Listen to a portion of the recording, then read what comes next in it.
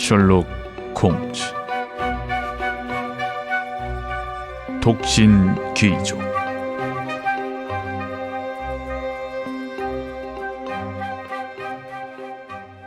세인트 사이먼 경의 결혼과 뜻밖의 파경이 그 불행한 신랑이 속한 상류 계급의 입에 오르내린 것은 꽤 오래전의 일이 되었다.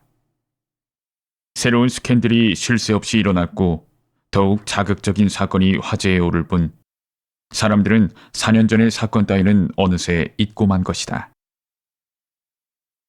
그러나 경이 겪은 사건에 대한 진상이 세상에 온전히 알려지지 않은 것은 분명했다. 친구인 셜록 홈즈가 힘을 빌려주지 않았다면 그 사건은 해결되지 않았을 테니 그의 사건 수첩을 제대로 채워넣기 위해서라도 간단하게나마 이 놀라운 사건을 기록해두고 싶다. 내가 결혼하기 몇 주 전 아직 홈즈와 베이커가 있어 하숙하던 때의 일이다. 오후 산책에서 돌아온 홈즈는 책상 위에 놓인 편지에 시선을 고정시켰다. 난 그날 하루 종일 방에 들어앉아 있었다. 비가 내리기 시작했고 가을바람도 세차게 불고 있었으며 게다가 아직 다리에 박힌 채 아프간 전쟁의 기념이 된 제자일탄 때문에 다리가 욱신욱신 쑤셨기 때문이다. 난 안락 의자에 앉아 다른 의자의 한쪽 발을 얹은 채 신문 더미에 묻혀 있었다. 마침내 그날의 뉴스를 전부 읽어버리고 나서 신문을 한쪽으로 치웠다. 그리고 책상 위에 있는 커다란 봉투에 찍힌 문장과 이름의 첫 글자들을 합쳐 하나로 도안한 모노그램을 바라보며 어딘가에 귀족이 편지를 보냈구나 하고 멍하니 생각했다. 그때 홈즈가 방으로 들어왔고 내가 말을 건넸다. 편지가 왔다네. 아주 고귀한 양반이 보낸 것 같더군. 아침에 온 편지는 생선장수와 세관 직원이 보낸 것이었지. 홈즈가 빙그레 웃으며 말했다. 그렇다네. 다양한 사람에게서 편지를 받으니 꽤 재미있다니까. 그런데 신분이 낮은 사람이 보낸 편지일수록 더욱 흥미로운 법이지. 아무래도 이 편지는 사교계에서 온 반갑지 않은 초대장인 듯하군. 고작해야 따분하기 짝이 없는 사람이거나 거짓말을 늘어놓는 사람이 보낸 편지일 거야. 홈즈는 봉투를 뜯어 대충 훑어보았다. 이거 재미있어지겠는데? 초대장이 아니었나?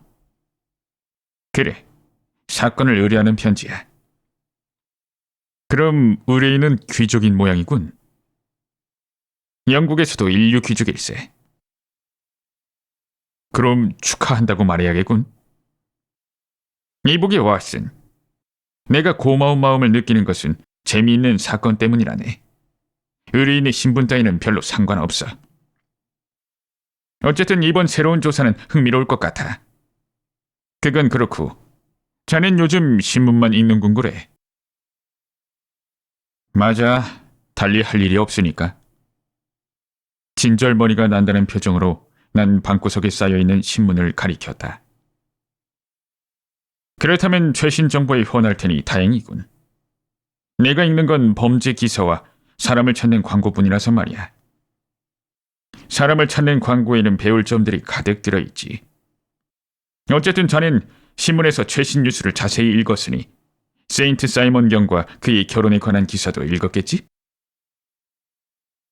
그래, 아주 재미있었네. 그거 잘 됐군. 이 편지는 세인트 사이먼 경이 보낸 것일세. 읽어줄 테니 신문 더미를 뒤져서 관계가 있어 보이는 기사라면 무엇이든 찾아주지 않겠나? 부탁하네. 편지를 들어보게나. 친애하는 셜록 홈즈 선생. 백워터 경이 선생의 판단력과 신중함은 믿을 만하다며 추천해 주셨소. 2일, 내 결혼식에 얽힌 슬픈 사건을 상의하고자 선생을 찾아가기로 결심했소. 이미 런던 경찰국의 레스트 레이드 씨가 조사하고 있으나 그가 선생의 협력을 구해도 괜찮다고 했으며 그도 선생의 역할이 도움이 될지도 모른다고 생각하는 듯하오. 오후 4시에 방문할 예정이니 그때 다른 약속이 있다면 부디 그 일은 뒤로 미루어 주셨으면 하오. 이 문제는 매우 중요한 것이오. 로버트 세인트 사이먼. 그로브너 저택에서 보낸 편지야. 거위 깃털펜으로 썼어. 이런, 이 양반 좀 보게. 새끼손가락 바깥쪽에 잉크를 묻혔군. 편지를 접으며 홈즈가 말했다. 4시라고? 벌써 3시가 아닌가? 1시간만 있으면 오겠는데? 그동안 자네가 도와준다면 사건을 정리할 수 있다네. 신문 더미를 뒤져서 문제의 기사를 순서대로 놓아주지 않겠나? 난 그동안 의뢰인의 신상을 조사해보겠네. 홈즈는 난로 위 선반에 꽂혀있는 참고 자료들 중에서 빨간 표지의 책 한 권을 꺼냈다. 아, 여기 있군. 의자에 앉은 홈즈는 무릎 위에 책을 펼쳐놓으며 말했다. 로버트 윌싱엄 드 비어 세인트 사이먼 경. 발모럴 공작의 차남. 그렇군. 문장은 정색이고 가운데의 검은 띠 위에 군주에게 속해 있음을 뜻하는 말음새 3개가 있다. 1846년 출생. 그렇다면 올해로 40살이니 결혼은 상당히 늦은 편이군. 전 내각에서 식민 차관을 지냈다. 아버지 발모럴 공작은 전 외무부 장관을 역임했고 부계는 플랜테저넷 왕가의 직계 후손이며 목계로는 튜더 왕가의 혈통을 이어받았다. 아, 이것뿐이라니. 아무런 도움도 되지 않겠는데? 왓슨, 제대로 된 정보는 자네에게 맡길 수밖에 없겠어. 자네가 원하는 정보라면 금방 찾을 수 있네. 아주 최근의 일이고 강한 인상을 준 사건이었으니까. 하지만 자네에게는 일부러 말하지 않았어. 자네는 다른 사건으로 바빠 보였고 사건을 처리하는 중에 그 사건과 관계없는 일을 듣고 싶어 하지 않으니까. 그로브너 스퀘어의 가구 운반 마차 사건을 말하는 거지. 그건 벌써 해결했다니. 물론 처음부터 진상은 알고 있었지만. 그럼 출연한 기사를 읽어주길 바라네. 이게 첫 번째 기사일세. 모닝포스트의 소식란에 실린 거야. 여기 보이는 대로 몇 주일 전의 신문일세. 발모럴 공작의 차남인 로버트 세인트 사이먼 경은 미국 캘리포니아 주에 사는 엘로이시어스 도론 씨의 외동딸인 해티 도론 양과 약혼했다. 곧 결혼식을 올릴 예정이라고 한다. 이게 전부일세. 간단하지만 내용은 명확하군. 홈즈는 가늘고 긴 다리를 난로불 쪽으로 뻗으며 말했다. 같은 주의 사교계 신문에 좀 더 자세한 기사가 실렸을 텐데. 아, 여기 있군. 나는 기사를 읽었다. 결혼 시장에서 보호 정책을 요구하는 목소리가 들려오는 듯하다. 왜냐하면 오늘날의 자유무역주의 덕분에 영국 제품의 판로가 매우 좁아졌기 때문이다. 대영 제국 귀족 가문이 안주인 자리는 차례차례 대서양을 건너오는 아름다운 사촌들의 손에 넘어가고 있다. 지난주에도 매력적인 침입자들이 새로운 상품을 손에 넣었다. 20년이 넘도록 큐피트의 화살을 피해오던 세인트 사이먼 경이 미국 캘리포니아 주에 사는 백만장자의 아름다운 딸 해티 도런 양과 곧 결혼할 예정이라고 발표한 것이다. 도론 양은 웨스트버리 저택의 축하연에서 정숙한 동작과 미모로 주목을 받았는데 외동딸로서 지참금도 60만 파운드가 훨씬 넘을 것이며 미래에는 더 큰 재산을 상속받는다고 한다. 지난 수년 동안 소장하던 그림까지 팔아야 할 정도로 발모럴 공작의 형편이 나빠졌다는 사실은 공공연한 비밀이었으며 세인트 사이먼 경의 재산도 버치무어에 있는 작은 영지가 전부이다. 이 결혼으로 캘리포니아 출신 상속녀의 신분이 공화국 시민에서 단번에 영국 귀족으로 뛰어오른다 할지라도 이득을 보는 사람은 그녀뿐만이 아닐 것이다. 그 외는? 홈즈가 하품을 하며 물었다. 아직 잔뜩 있다네. 모닝포스트에는 다른 기사가 실렸어. 결혼식장은 하노버 스퀘어의 세인트 조지 교회고 식은 조용히 올릴 예정이며 친한 친구 6명 정도만 초대받았다고 하네. 그리고 식이 끝나면 참석자 전원이 엘로이시어스 도런 씨가 가구까지 포함해서 구입한 랭커스터 게이트의 집으로 갈 것이란 내용도 있어. 그 이틀 뒤, 즉 지난주 수요일 신문엔 결혼식이 열렸다는 사실과 피터스필드 근처에 있는 백워터경의 저택에서 신혼여행을 즐길 예정이라는 기사가 작게 실려있네. 신부가 사라질 때까지의 기사는 이것이 전부일세. 뭐가 어떻게 될 때까지라고? 홈즈가 놀라서 물었다. 신부가 사라졌다네.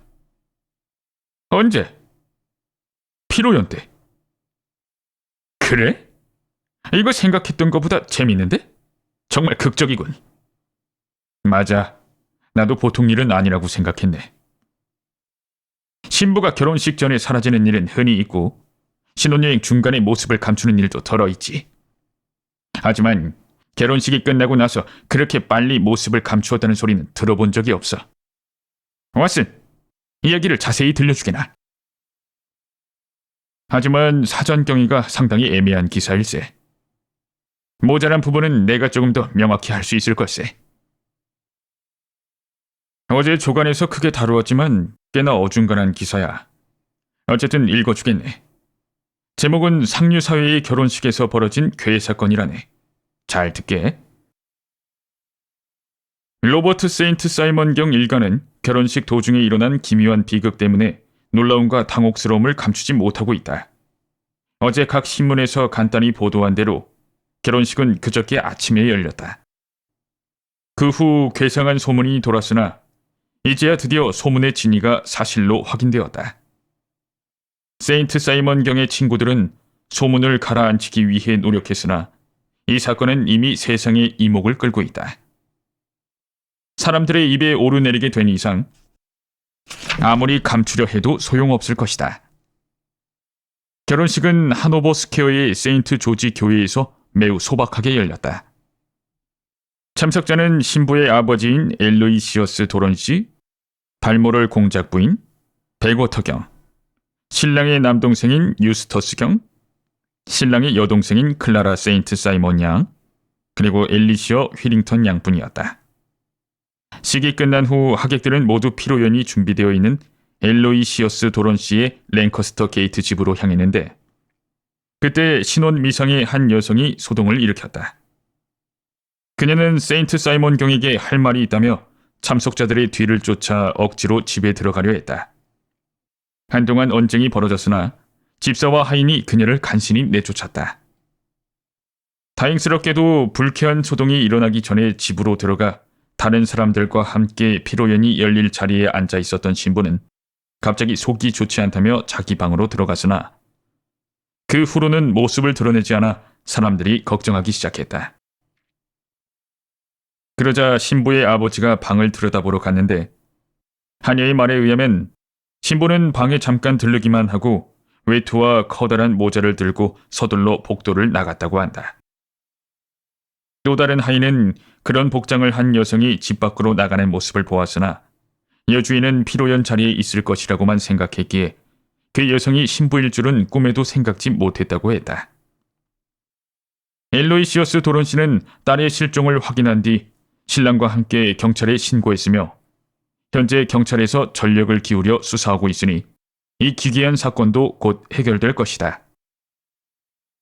그러나 어젯밤 늦게까지도 사라진 신부의 행방은 무엇 하나 밝혀지지 않았다. 이번 사건이 범죄와 관련이 있다는 소문도 돌고 있다.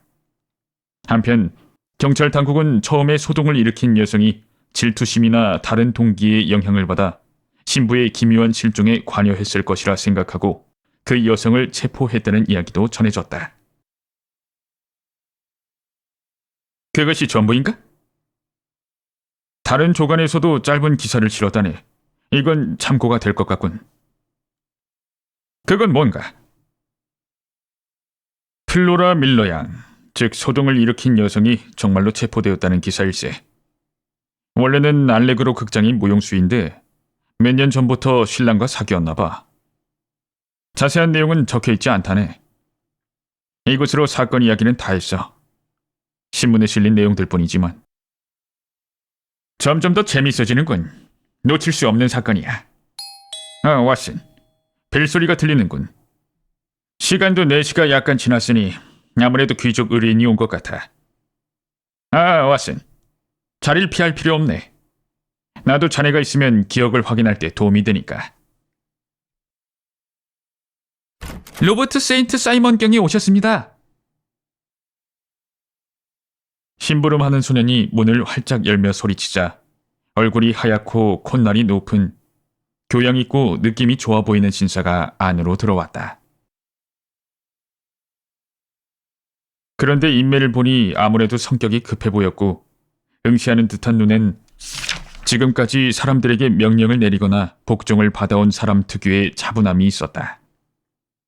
태도는 시원시원했으나 등이 약간 구부정했으며 걸을 때 무릎을 구부리는 버릇이 있었기에 어딘지 나이보다 늙어 보였다. 쟁이 말려 올라간 모자를 벗자 허옇게 새기 시작한 머리카락이 보였다.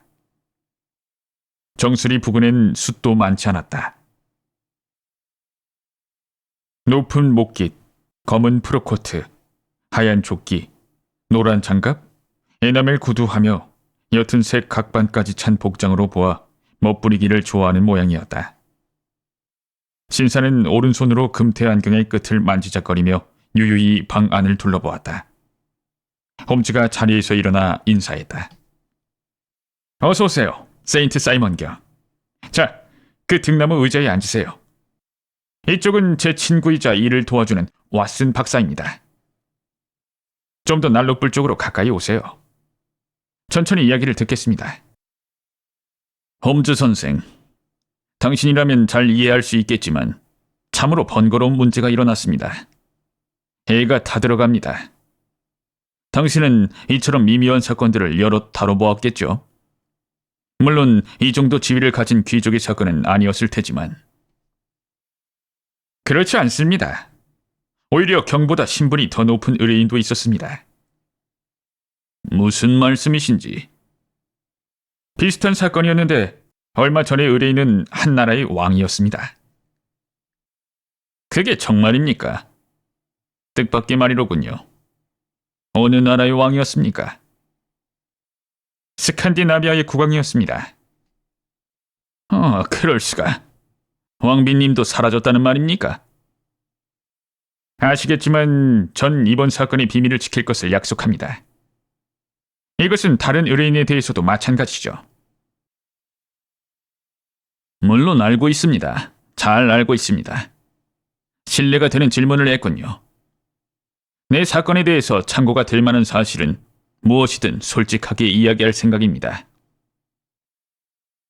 고맙습니다. 신문 기사라면 이미 숙지해 놓았지만 아직 그 이상의 다른 사실들은 모릅니다. 신문 기사는 사실입니까? 예를 들어서 이 신부 실종을 다룬 기사는 어떻습니까? 세인트 사이먼 경은 기사를 훑어보고 말했다. 네, 이 기사들은 전부 사실입니다. 하지만 이 정도의 자료만으로는 판단할 수가 없습니다. 전후 사정을 파악하기 위해서 경에게 질문을 하는 것이 확실한 사실을 알 수 있는 데 도움이 될 것이라 생각합니다. 무엇이든 물어보시오. 헤티 도론 양과 언제 처음 만나셨습니까? 1년 전 샌프란시스코에서 만났습니다. 미국을 여행할 때입니까? 그렇소.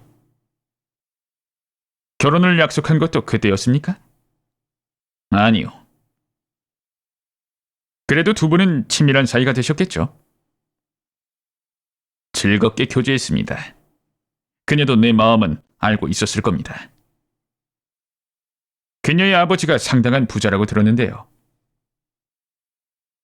태평양 연안에서는 가장 큰 부자라고 합니다. 어떻게 재산을 모으신 겁니까? 광산입니다. 몇 년 전까지는 빈털터리로 살았는데 어느 날 금광을 발견했습니다. 거기서 번 돈을 투자해서 단번에 큰 부자가 되었죠. 그런데 아가씨의, 그러니까 부인의 성격은 어떻다고 생각하십니까? 세인트 사이먼 경은 안경의 줄을 돌리면서 난로불을 물끄러미 바라보았다. 홈즈 선생, 사실 아버지가 부자가 되었을 때 그녀는 이미 20살이 넘은 나이였습니다. 그때까지 아내는 광산의 캠프를 마음껏 뛰어다녔고 숲이나 산을 쏘다니며 살았죠. 다시 말해서 아내를 가르친 교사는 학교 선생이 아니라 자연이었습니다. 말하자면 말괄량이 아가씨라고 해야겠죠. 기가 세고 자유분방하고 야성적인 성격입니다. 어떤 관습에도 얽매이기 싫어하고요.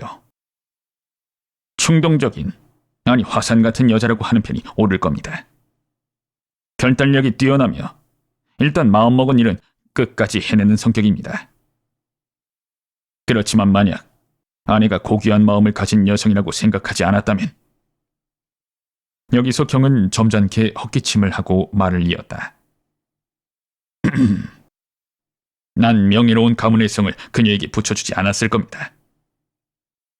난 그녀가 헌신적인 아내가 될 수 있고 불명예스러운 일은 참지 못하는 여성이라고 믿었습니다. 부인의 사진은 가지고 계십니까? 이걸 가지고 왔습니다. 세인트 사이먼 경이 로켓을 열어 정면을 바라보고 있는 매우 아름다운 여성의 모습을 보여주었다. 그것은 사진이 아니라 상하이 조각한 세밀화였는데 윤기 넘치는 검은 머리, 크고 검은 눈, 감수성이 풍부해 보이는 입술 등이 훌륭하게 표현되어 있었다. 홈즈는 그 초상화를 한동안 열심히 들여다보더니 잠시 후 뚜껑을 닫아 세인트 사이먼 경에게 돌려주었다. 그 다음에 아가씨가 런던으로 오자 다시 교제하셨군요. 그렇소. 그녀가 내 장인이 되신 분과 함께 올해 런던 사교 시즌에 나타났습니다. 그 후 몇 번인가 만나서 약혼을 하고 얼마 전에 결혼을 한 겁니다. 부인이 가져온 지참금이 상당하다고 하던데요. 그렇다고 할 수 있습니다. 우리 집안의 내력을 생각해보면 그렇게 많은 금액은 아니지만요. 그 지참금은 물론 경의 것이 되겠죠. 결혼한 것은 사실이니까요. 그 점은 아직 알아보지 않았습니다. 그렇군요. 결혼식 전날에 도련님과 만났습니까? 네, 만났습니다. 기분은 어떻던가요? 아주 좋아 보였습니다. 앞으로의 우리 생활이 기대된다는 듯이 끊임없이 이야기했습니다. 그렇습니까? 그거 참 흥미로운 얘기로군요. 그럼 결혼식 날 아침에는 어땠습니까? 매우 명랑했습니다. 적어도 식이 끝날 때까지는요. 그렇다면 경은 식이 끝나고 나서 신부가 좀 이상하다는 느낌을 받았다는 말이죠. 네. 솔직히 말해서 그녀는 약간 초조해했습니다. 하지만 특별히 문제 삼을 정도는 아니었습니다. 게다가 사건과는 관계없고요. 그렇다 할지라도 말씀해 주십시오. 정말 사소한 일입니다. 교회에서 대기실로 돌아가는 도중에 그녀가 부케를 떨어뜨렸습니다. 마침 제일 앞줄을 지나려 할 때였는데 꽃다발이 좌석에 떨어졌죠. 약간 당황하기는 했으나 자리에 있던 신사가 주어서 그녀에게 건네주었습니다. 꽃다발을 떨어뜨렸다고 해서 이렇다 할 일은 없었습니다. 그런데 나중에 그 사실을 말하자 아내는 아주 쌀쌀맞게 대답했고 집으로 돌아가는 마차 안에서도 그 사소한 일로 무척 흥분한 듯 했습니다. 그랬군요. 제일 앞자리에 신사가 있었다고 말씀하셨죠? 그렇다면 일반인도 결혼식에 참석했나 보군요. 그렇습니다. 교회 문이 열려 있으니 들어오는 사람들을 내쫓을 수도 없는 일 아닙니까? 그 신사는 부인의 친구가 아니었을까요? 아닙니다. 예의상 신사라고 표현했지만 아주 평범한 남자였습니다. 어떤 인물이었는지 얼굴도 기억이 안 납니다. 그건 그렇고 사건과는 관계없는 이야기만 하고 있군요. 그렇다면 어쨌든 세인트 사이먼 부인이 결혼식에서 돌아왔을 땐 출발했을 때보다 기분이 좋지 않았다는 말씀이시죠? 아버지 집으로 돌아온 후 부인은 어떻게 행동했습니까? 자기 하녀와 무언가를 이야기하더군요. 하녀는 누굽니까? 앨리스라고 합니다. 미국 사람인데 아내와 함께 캘리포니아에 살다가 영국으로 왔죠. 부인은 앨리스를 믿고 있는 모양이군요. 내 눈엔 지나쳐 보일 정도입니다. 하녀가 주인에게 제멋대로 행동하는 것 같기도 하고요. 물론 그런 점에서 미국인들은 우리와 사고방식이 다를 테지만. 부인은 앨리스와 얼마나 오래 이야기를 나눴습니까? 2, 3분쯤이었을 겁니다. 난 그때 다른 생각을 하고 있어서 분명히는 기억이 안 납니다. 무슨 내용을 이야기하던가요? 채굴권 횡령인가 아무튼 그런 말을 했습니다. 아내는 미국식 속어를 쓰는 버릇이 있기 때문에 그들이 하는 말이 무슨 의미인지 나는 잘 모릅니다. 미국 속어에는 정말 재미있는 표현이 많죠. 그렇다면 하녀와 이야기를 마친 후 부인은 어떻게 하셨나요? 피로연 자리로 갔습니다. 경과 팔짱을 끼고 나갔습니까? 아니요. 혼자서 갔습니다. 아내는 그런 사소한 습관에 얽매이지 않고 늘 자유분방하게 행동하니까요. 그런데 모두가 자리에 앉은 지 10분쯤 지났을 때 당황한 듯 일어서서 뭔가 변명을 하는가 싶더니 방에서 나갔습니다. 그러고는 아직도 돌아오지 않았습니다. 그런데 하녀인 앨리스의 말에 따르면 부인은 방으로 돌아가서 웨딩드레스 위에 긴 외투를 걸치고 커다란 모자를 쓰고 나갔다고 하더군요. 그렇습니다. 그 후 플로라 밀러와 함께 하이드 파크에 들어가는 것을 봤다는 사람도 있습니다. 플로라 밀러는 지금 경찰에 구류되어 있는데 결혼식 날 아침에 도런 씨의 집에서 소동을 일으켰던 사람입니다. 아, 그랬죠. 그 젊은 여성에 대해서 알고 싶군요. 특히 경이 그 여성과 어떻게 아는 사이인지 들려주시기 바랍니다. 세인트 사이먼 경은 어깨를 들썩이며 눈썹을 축혀 올렸다. 지난 몇 년 동안 친구였습니다. 정확하게는 아주 친하게 지냈다고 말해야겠죠. 알레그로 극장에 출연하던 여자인데 내가 관계를 딱 끊고 모르는 척하지는 않았으니 이제 와서 불평을 들어야 할 이유는 어디에도 없습니다. 하지만 선생, 여자란 정말 알 수가 없습니다.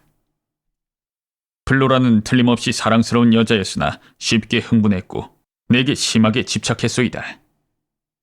내 결혼 이야기를 듣곤 협박하는 편지를 몇 통이나 보내오기도 했습니다.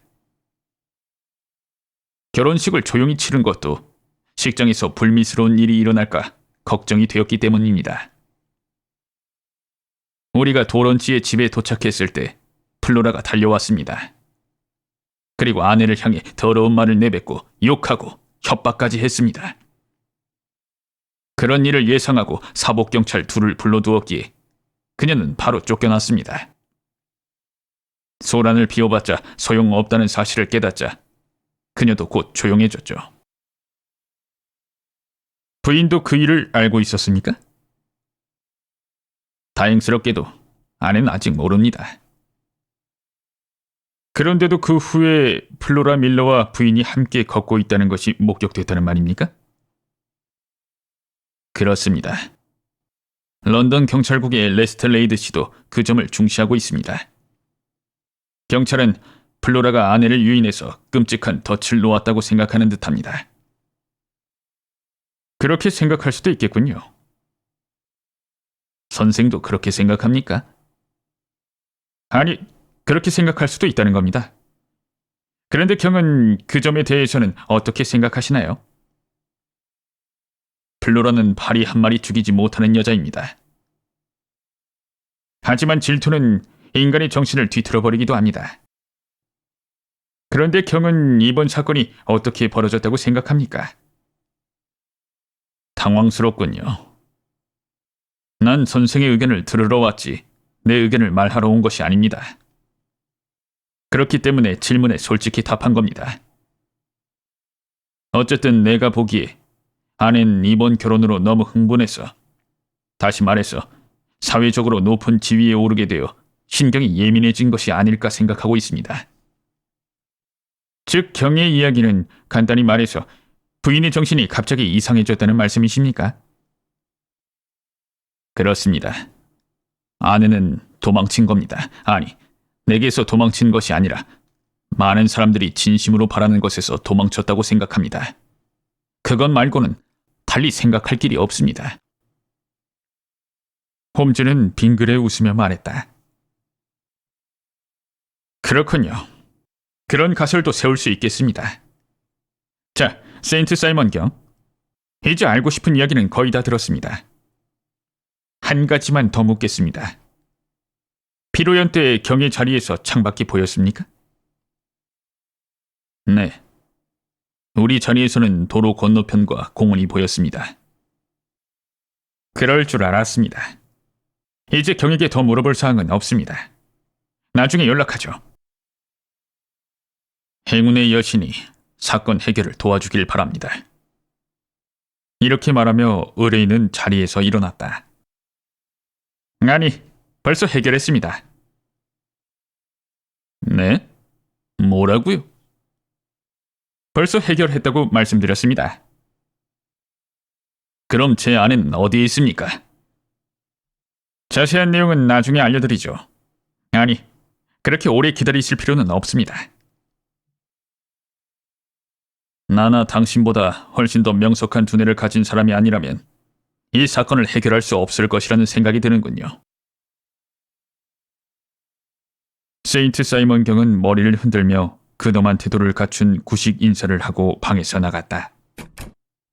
그러자 셜록 홈즈는 커다란 소리로 웃었다. 고마운 일이군. 세인트 사이먼 경은 자신의 머리를 내 머리와 같은 수준으로 보아주었네. 이것으로 반대 신문도 끝났겠다. 시가를 피우며 위스키라도 한잔 할까? 왓슨, 난 말일세. 의뢰인이 오기 전부터 사건의 진상을 파악하고 있었다네. 정말인가, 홈즈? 예전에도 말했지만 난 이와 비슷한 몇몇의 사건을 알고 있네. 하지만 조금 전에도 말한 것처럼 그렇게 빨리 신부가 사라진 예는 없었어.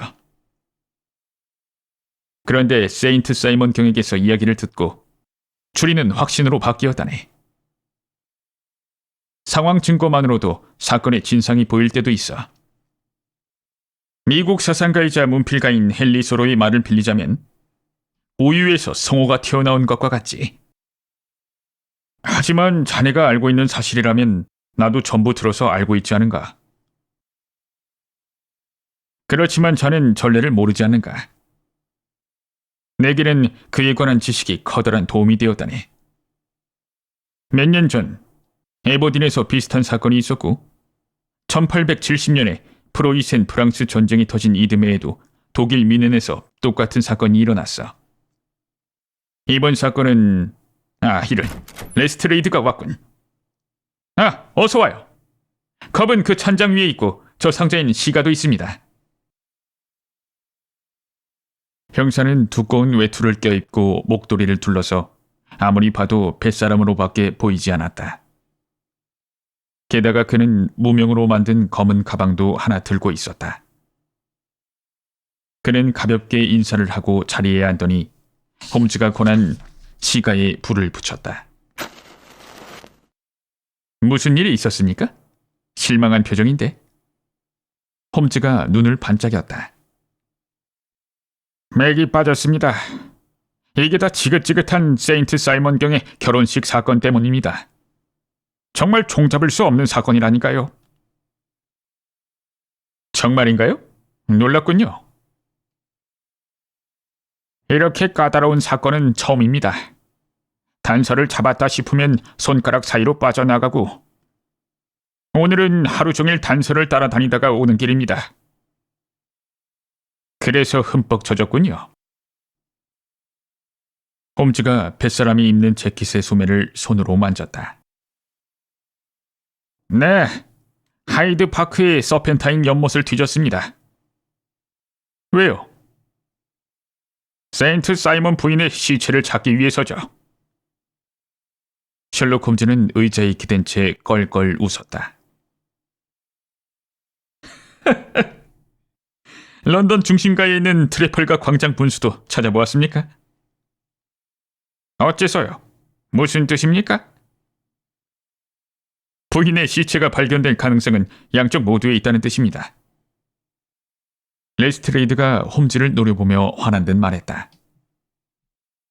모든 것을 알고 있다는 말투로군요. 아니, 조금 전에 이야기를 들었을 뿐입니다. 하지만 생각은 이미 정리되었소. 그래요? 그럼 서펜타인 연못을 뒤져도 소용없다는 말입니까? 아마도요. 그렇다면 연못에서 이런 물건들이 발견된 이유를 듣고 싶군요. 레스트레이드는 자루 주둥이를 열더니 비단 웨딩드레스, 하얀 세틴 구두 한 켤레, 신부의 화관, 면사포 등을 바닥에 쏟아놓았다. 물건들은 전부 물에 젖어 색이 변해 있었다. 그는 수북히 쌓인 물건들 위에 만든 지 얼마 안 된 결혼 반지를 올려놓았다. 어떻습니까, 명탕정님? 이건 대체 어떻게 설명할 생각이십니까? 홈즈가 파란 연기를 둥그렇게 내뿜었다. 오, 이걸 전부 서펜타인 연못에서 건졌나요? 아니요. 연못가 한쪽에 떠있는 걸 공원 관리인이 발견했습니다. 웨딩 드레스는 부인의 것으로 확인되었습니다. 드레스가 있으니 시체도 근처에 있겠다고 생각한 겁니다. 당신의 훌륭한 추리에 따르면 모든 시체는 옷장 근처에 있어야겠군요. 어쨌든 이 웨딩 드레스에서 어떤 결론을 이끌어냈습니까? 플로라 밀러와 세인트 사이먼 부인의 실종 사이에 관계가 있다는 증거입니다. 글쎄, 그게 증거가 될까요? 레스트레이드가 못마땅하다는 듯이 말했다. 아직도 그렇게 생각하십니까? 선생님의 추리나 추론은 별로 실용적이지 못하군요. 선생님은 겨우 2분 동안 어처구니 없는 실수를 2개나 저질렀습니다. 이 웨딩드레스와 플로라 밀러는 분명히 관계가 있음을 보여주고 있습니다. 어떤 식으로 관계되어 있단 말입니까? 이 웨딩드레스에 달린 주머니에 명함집이 들어있습니다. 거기에 쪽지가 들어있었고요. 알겠습니까? 이것이 그 쪽지입니다. 레스트레이드는 눈앞의 책상에 메모를 턱 올려놓았다. 읽을 테니 잘 들어보십시오. 준비를 마치면 만나기로 해요. 바로 와줘요. FHM. 저는 처음부터 플로라 밀러가 세인트 사이먼 부인을 깨어냈다고 생각했습니다. 공범과 함께 부인을 어딘가로 유기한 겁니다. 이 쪽지에는 그 여자의 머리 글자가 쓰여 있습니다. 문가에서 신부에게 몰래 건네주고 밖으로 깨어낸 것이 분명합니다. 훌륭한 추리입니다. 레스트레이드. 정말 훌륭해요. 그 쪽지를 좀 보여주시죠. 홈즈는 웃고 나서 별로 기대하지 않는다는 듯이 쪽지를 집어 올렸다. 그러다가 갑자기 쪽지의 시선을 빼앗겨 뚫어져라 쳐다보더니 만족스러운 목소리로 내뱉었다. 정말 중요한 증거로군. 역시 선생님도 그렇게 생각하십니까? 아주 중요합니다. 진심으로 축하해야 할 일입니다. 레스트레이드는 승리감에 젖은 듯 자리에서 일어나 홈즈가 들고 있는 쪽지를 들여다보았다. 아니, 어째서 쪽지의 뒷면을 보고 있는 겁니까? 무슨 소리입니까? 이쪽이 앞입니다. 앞이라고요? 아유, 머리가 어떻게 된 거 아닙니까? 보세요. 여기에 연필로 적혀있지 않습니까? 이건 호텔 청구서에서 잘라낸 것 같은데 난 이쪽에 더 흥미가 있어요. 그게 뭐가 어때서요? 저도 내용은 확인했습니다. 10월 4일 객실 이용료 8실링, 아침 식사 2실링 6펜스, 칵테일 1실링, 점심 2실링 6펜스, 쉐리주 한 잔 8펜스. 이런 건 수사에 도움이 되지 않습니다. 아마도 그렇겠죠. 그래도 아주 중요합니다. 쪽지도 중요하고요. 적어도 머리 글자 정도는요. 그러니 역시 축하한다고 말해야겠네요. 시간만 허비했습니다. 난로 옆에서 멋진 이론을 세우기보다는 발로 뛰며 조사하는 편이 훨씬 더 정확합니다. 안녕히 계십시오. 누가 사건의 진상을 파헤칠지 곧 알게 될 겁니다. 레스트레이드는 자리에서 일어나서 웨딩드레스 등을 끌어모아 자루에 쑤셔넣고 문 쪽으로 걸어갔다. 힌트를 하나 주겠어, 레스트레이드. 사건의 진상을 가르쳐주겠단 말입니다. 세인트 사이먼 부인은 가공의 인물입니다. 그런 인물은 예나 지금이나 존재하지 않습니다. 홈즈가 방 밖으로 나서려는 경쟁자에게 느릿한 어조로 말했다. 레스트레이드는 딱하다는 눈초리로 홈즈를 바라본 뒤 나를 돌아보았다. 그리고는 이마를 톡톡 두드리더니 진지한 표정으로 머리를 흔들어 보이고는 얼른 밖으로 나갔다. 그가 문을 닫고 나가기가 무섭게 홈즈는 자리에서 일어나 외투를 입었다. 저 사람이 말한 대로 발로 뛰는 수사가 더 확실할 때도 있지. 난 지금부터 외출해야 하니 자네는 잠시 신문을 읽으며 기다려주게.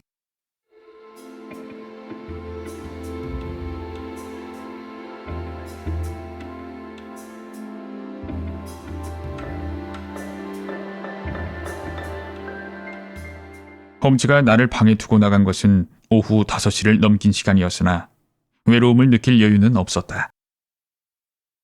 1시간도 지나지 않아서 식품점의 점원이 매우 커다란 상자를 가지고 왔기 때문이다. 점원은 데리고 온 젊은이와 함께 상자를 열었다.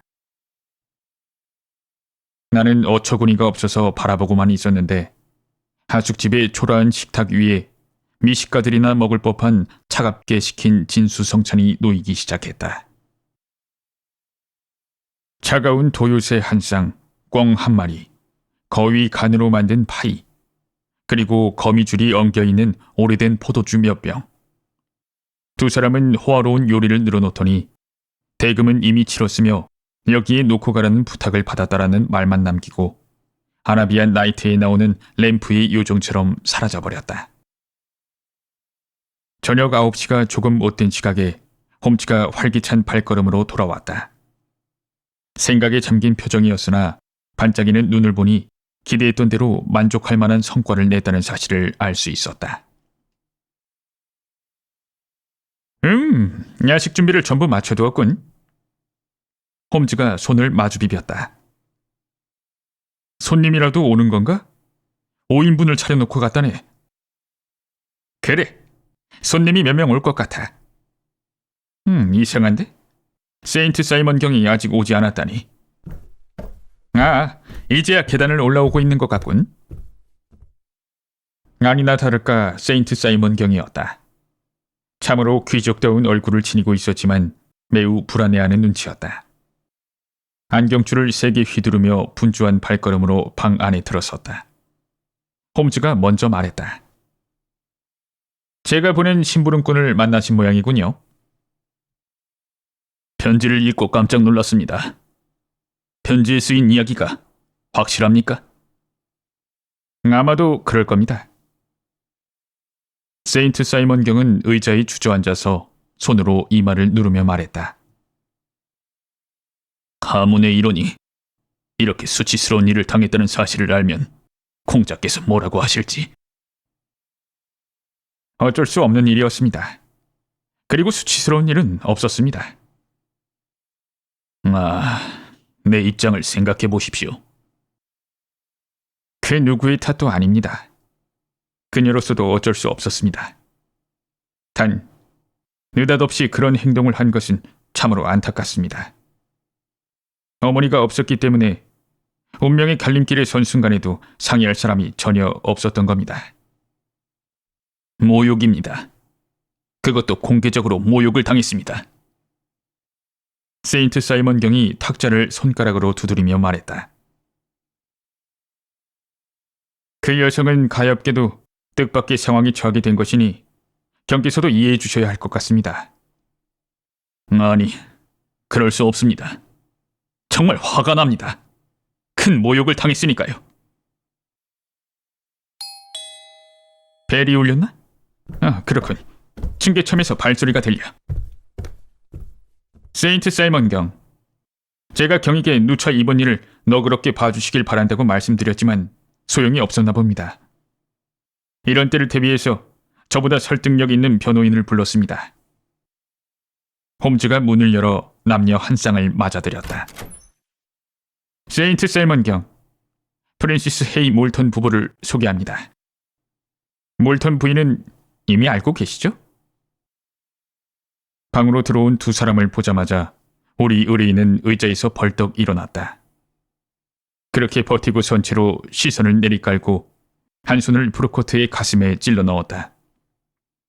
위험의 상처를 입은 남자의 모습이었다.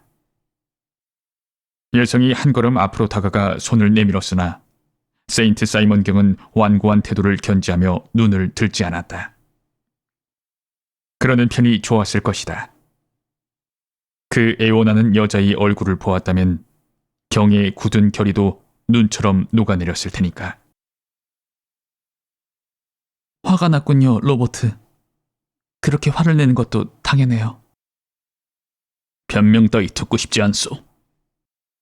세인트 사이먼 경이 불쾌해하면서 말했다. 알고 있어요. 당신을 난처하게 만들었을 뿐만 아니라 말도 없이 떠나버렸으니까요. 하지만 난 거기서 프랭크를 본 순간부터 어떻게 해야 좋을지, 어떻게 말을 해야 좋을지 정신을 차릴 수가 없었어요. 재단 앞에서 정신을 잃고 쓰러지지 않은 게 이상할 정도예요. 몰턴 부인? 부인께서 세인트 사이먼 경에게 자초지종을 설명할 동안 나와 친구는 자리를 비키는 편이 좋겠죠? 홈즈의 말을 듣고 낯선 신사가 끼어들었다. 제가 잠깐 참견해도 괜찮을까요? 지금까지 우린 너무 비밀스럽게 행동한 것 같습니다. 저는 사건의 진상을 유럽과 미국의 모든 사람들에게 알리고 싶습니다. 몰턴 씨는 몸집은 작아도 다부졌고 얼굴은 햇볕에 그을렸으며 눈매는 날카롭고 활기찬 사람이었다. 숙녀가 말을 이었다. 그럼 우리의 사연을 전부 이야기하겠습니다. 여기에 있는 프랭크와 난 아버지의 광구가 있는 로키 산맥 부근의 맥과이어 광산 캠프에서 처음 만났습니다. 1884년이었죠. 아버지는 그 일대에서 채굴권을 따내셨고 우리는 결혼을 약속했어요. 그러던 어느 날 아버지가 광맥을 발견해서 큰 재산을 손에 넣었죠. 그러나 프랭크가 가진 광구의 광맥은 점점 줄어들고 있었어요. 아버지의 재산이 늘어갈수록 가엾게도 프랭크는 점점 가난해져 갔습니다. 마침내 아버지는 저에게 프랭크와의 약혼을 취소하라면서 날 샌프란시스코로 데려갔어요. 그래도 프랭크는 포기하지 않고 제 뒤를 따라서 샌프란시스코로 와주었습니다. 우린 몰래 만날 수밖에 없었어요. 아버지가 그 사실을 알았다면 크게 화를 냈을 테니까요. 그래서 모든 일을 단둘이서 처리할 수밖에 없었습니다. 프랭크는 돈을 벌어오겠다며 우리 아버지에게도 지지 않을 부자가 될 때까지는 돌아오지 않겠다고 말했어요. 난 언제까지고 기다리겠다는 약속을 했습니다. 그리고 그 사람이 살아있는 한 누구와도 결혼하지 않겠다고 맹세했어요. 그러자 프랭크는 그럼 우리는 지금 당장 결혼해도 되지 않을까? 나도 당신을 더욱 가까이 느낄 수 있을 거요. 그리고 돌아올 때까지는 남편이라고 결코 떠들고 다니지 않겠소라고 말했어요. 그래서 우리 둘은 그렇게 하기로 했습니다. 프랭크가 일을 잘 처리해서 목사님도 입회했기에 우린 그 자리에서 결혼했어요. 그런 다음 프랭크는 돈을 벌기 위해 떠났고 난 아버지에게 돌아갔죠. 얼마 후 프랭크가 몬테나에 있다는 소문을 들었습니다. 또 시구를 위해 애리조나까지 갔고 나중엔 뉴멕시코에 있다는 소문을 들었어요. 그 후에 광산 캠프가 인디언 아파치 쪽의 습격을 받았다는 기사가 신문에 크게 실렸습니다. 그런데 살해당한 사람들의 명단에 프랭크의 이름도 있었죠. 난 정신을 잃었고 몇 달이나 병으로 알아누웠어요. 아버지는 내가 폐병에 걸렸다고 생각하고 의사를 불렀죠. 샌프란시스코에 있는 의사의 절반은 나를 진료했을 거예요. 그때부터 1년 동안 프랭크의 소식은 들려오지 않았고 저는 그가 죽었다고 믿게 되었습니다.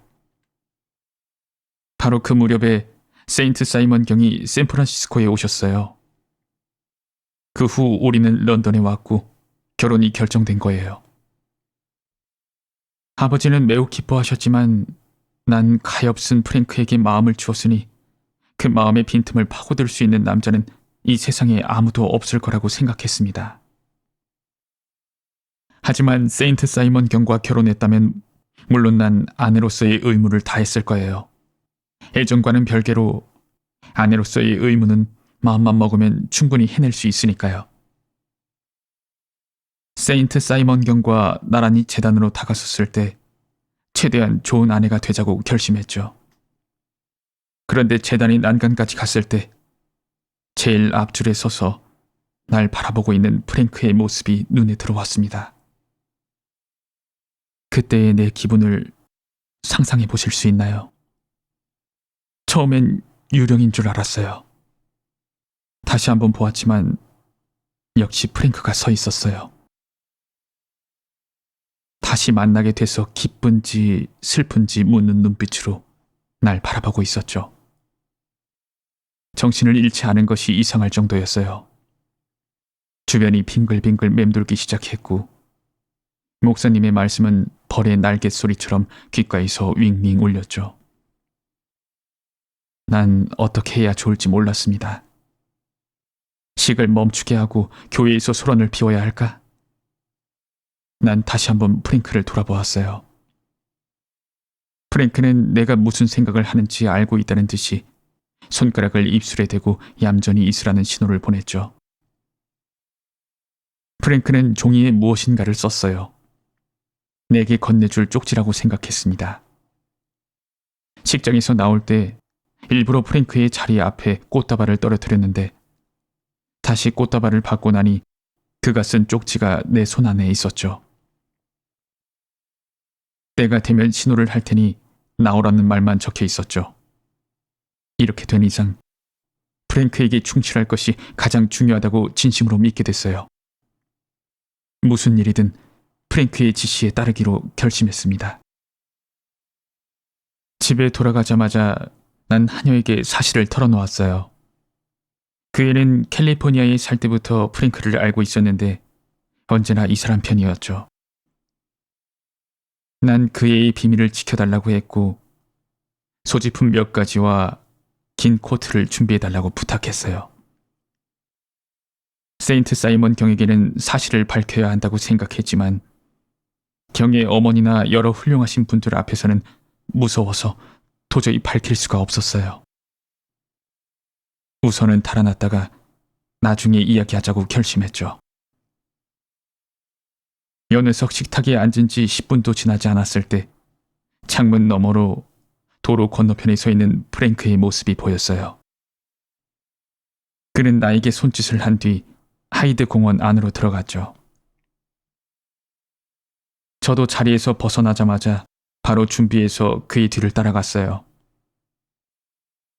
도중에 낯선 여자가 세인트 사이먼 경에 대해서 이런저런 이야기를 하더군요.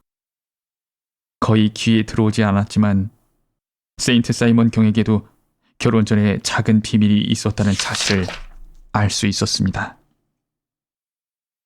어쨌든 간신히 그 여자에게서 벗어나 프랭크를 따라잡을 수 있었죠.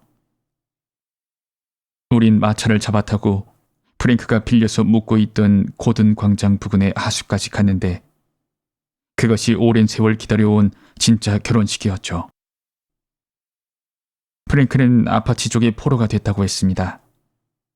간신히 도망쳐서 샌프란시스코로 갔다가 내가 프랭크가 죽은 줄 알고 영국으로 갔다는 사실을 알게 되었대요. 그래서 나의 뒤를 따라 영국으로 건너왔고 내 두 번째 결혼식 날 아침에 드디어 만나게 된 거예요. 이어서 미국인도 설명했다. 신문을 보고 결혼식을 알게 되었습니다. 혜티의 이름과 결혼식을 올리는 교회 이름은 실려 있었지만 어디에 사는지는 알 수 없었습니다. 그런 다음 우리 둘은 앞으로 어떻게 해야 할지 이야기했어요.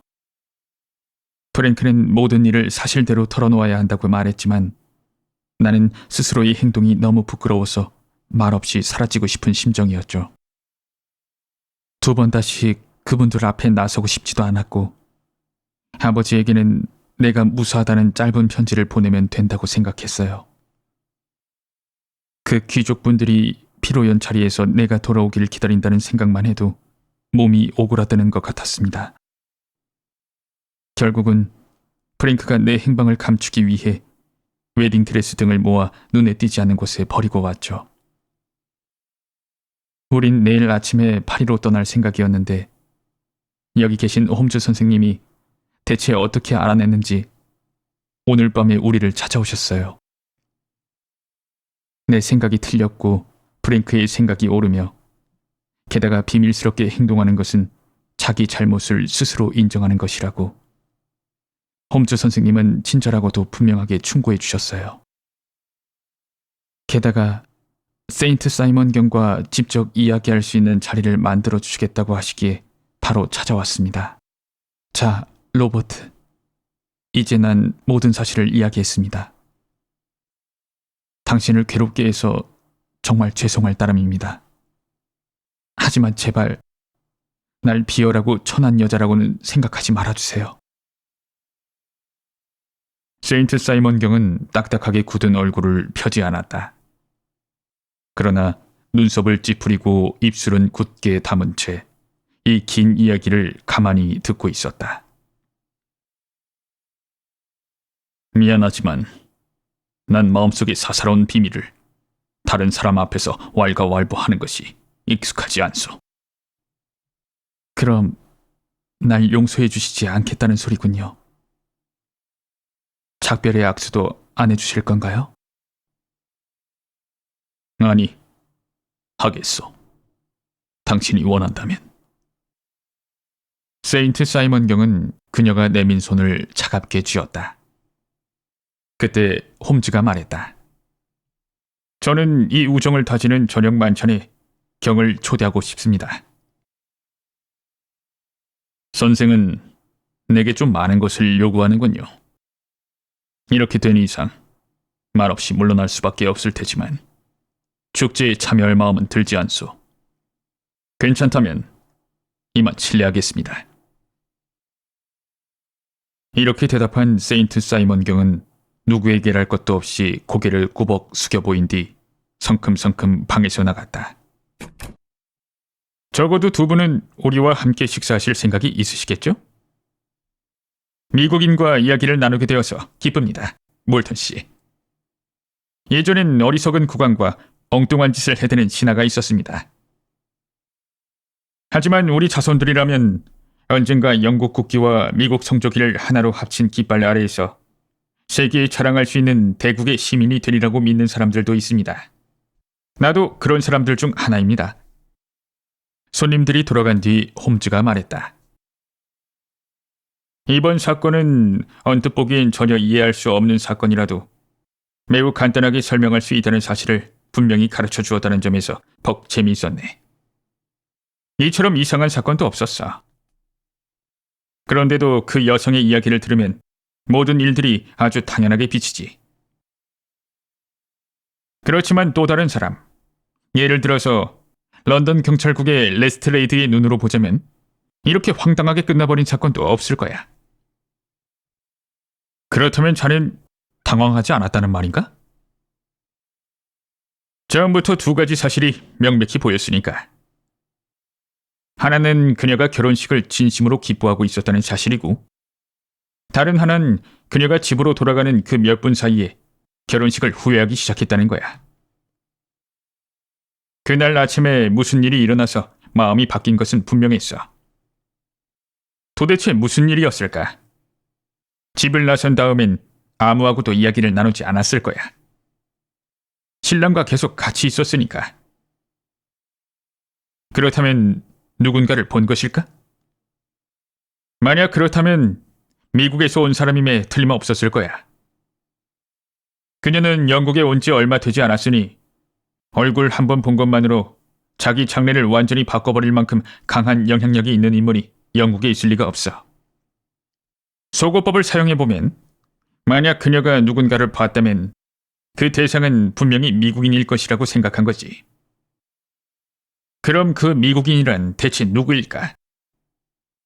신부에게 어째서 그렇게 강한 영향력을 미쳤을까? 연인, 아니면 남편일지도 모른다고 생각했어. 왜냐하면 그녀는 소녀 시절의 거친 환경과 평범하지 않은 상황에서 자랐다고 했으니까. 이 정도는 세인트 사이먼 경의 이야기를 듣기 전부터 알고 있었다네. 경을 만나서 알게 된 사실들은 이런 것들이었어. 교회의 좌석에 어떤 남자가 앉아 있었고 갑자기 신부의 태도가 변했다는 사실.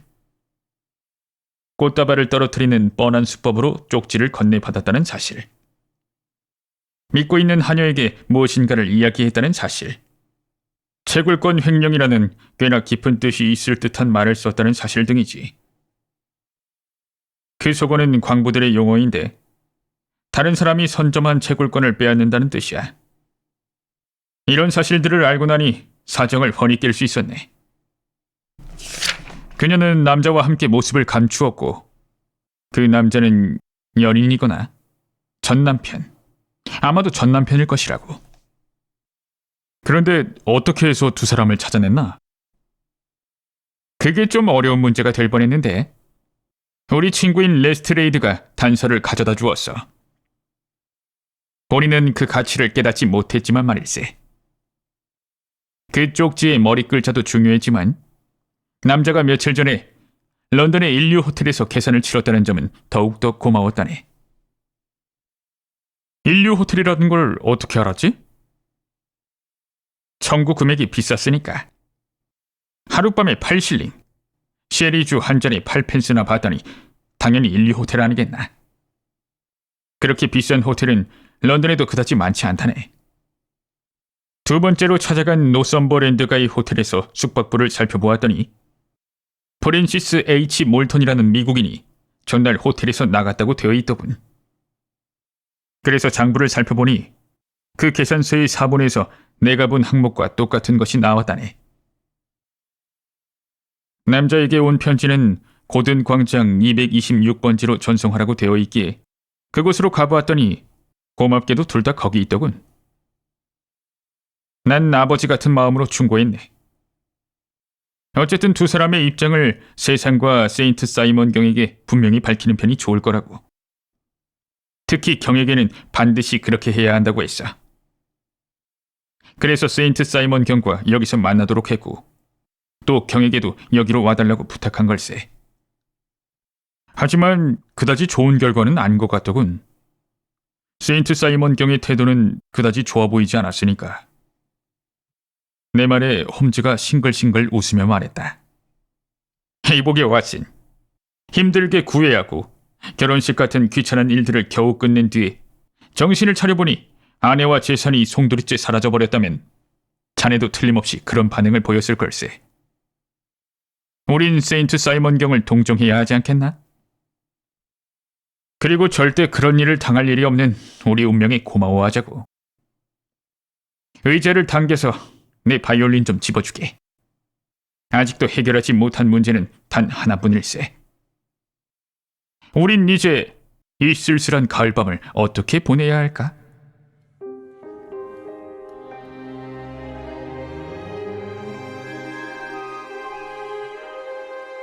독신 귀족 셜록 홈즈.